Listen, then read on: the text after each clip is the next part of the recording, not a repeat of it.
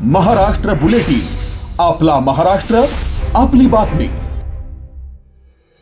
राज्यातील सरपंचांच्या विविध प्रलंबित मागण्यांसाठी 20 फेब्रुवारी रोजी राज्यभर एक दिवस ग्रामपंचायत बंद ठेवून आंदोलन करण्यात येणार आहे। ज्या ग्रामपंचायतींची मुदत संपली आहे त्या ठिकाणी प्रशासक म्हणून संबंधित सरपंचांचीच नियुक्ती करावी, अन्यथा तात्काळ निवडणुका घ्याव्यात अशी प्रमुख मागणी करण्यात आली आहे। तसेच जिल्हा नियोजन समितीमध्ये प्रतिनिधी म्हणून सरपंचांचा समावेश करावा आणि स्थानिक स्वराज्य संस्थांमधून विधान परिषदेवर जाणाऱ्या उमेदवारांच्या निवडणुकीत मतदानाचा अधिकार सरपंचांना द्यावा अशी ही मागणी सरपंच परिषदेकडून करण्यात आली आहे। वंचित राहत आहेत त्याच्यासाठी एक सरकारने विशिष्ट यंत्रणा निर्माण करावी आणि दरमहा सगळ्यांना मानधन मिळण्याची व्यवस्था करावी। जुनी थकबाकी आहे आमची ती आम्हाला द्यावी।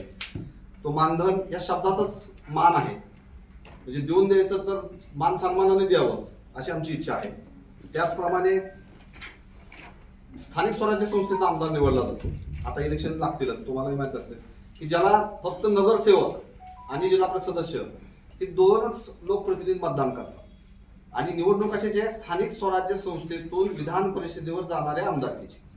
मग आमचं असं मत आहे की ग्रामपंचायत हा तर सगळ्यात महत्त्वाचा घटक आहे स्थानिक स्वराज्य संस्थेचा। मग आम्हाला मतदानाचा अधिकार का नाही, जो इतर राज्यात आहे, कर्नाटकमध्ये आहे, बिहारमध्ये आहे, म्हणजे इतर राज्य लोकशाही मूल्याप्रमाणे किंवा संविधानाप्रमाणे चांगल्या गोष्टीची अंमलबजावणी करतं, तर महाराष्ट्र का मागं राहतो याच्यामध्ये? पंचायत समिती सदस्यांना सुद्धा मतदानाचा अधिकार नाहीये। त्यामुळे जिल्ह्यामध्ये फार तर 200-300 जिल्हा परिषद सदस्य नगरसेवक असतात आणि तेवढ्यांना मॅनेज केले की तो आमदार होऊ शकतो अशी परिस्थिती आहे। जर ग्रामपंचायत सदस्यांना आणि पंचायत समिती सदस्यांना मतदानाचा अधिकार दिला तर त्या उमेदवारांना गावखेड्यात यावं लागेल, त्यांचे प्रश्न समजून घ्यावे लागतील, त्यांच्या निवडून आल्यानंतर त्या गावांना निधी द्यावा लागेल, त्यांचे प्रश्न विधान परिषदेत मांडावे लागतील आणि म्हणून त्यामुळे गावखेड्याचे प्रश्न अजून मोठ्या प्रमाणात मांडले जातील। त्यामुळं आमचा तो हक्क आहे की स्थानिक स्वराज्य संस्थेच्या निवडणुकामध्ये आम्हाला मतदानाचा अधिकार मिळावा। त्याचप्रमाणे ग्रामपंचायत चालवताना आमची जे संगणकीय सेवा आहे त्या सेवेसाठी कंपनी नेमली जाते शासनाच्या वतीने आणि त्यांच्या मार्फत कॉम्प्युटर ऑपरेटर नेमले जातात आणि त्या ऑपरेटर मार्फत आमच्या ह्या सगळ्या सेवा चालवल्या जातात।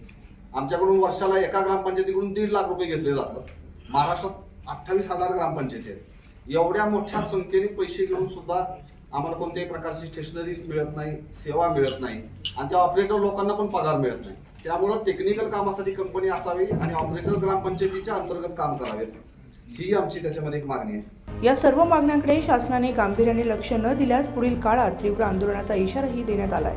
महाराष्ट्र बुलेटिन, आपला महाराष्ट्र, आपली बातमी।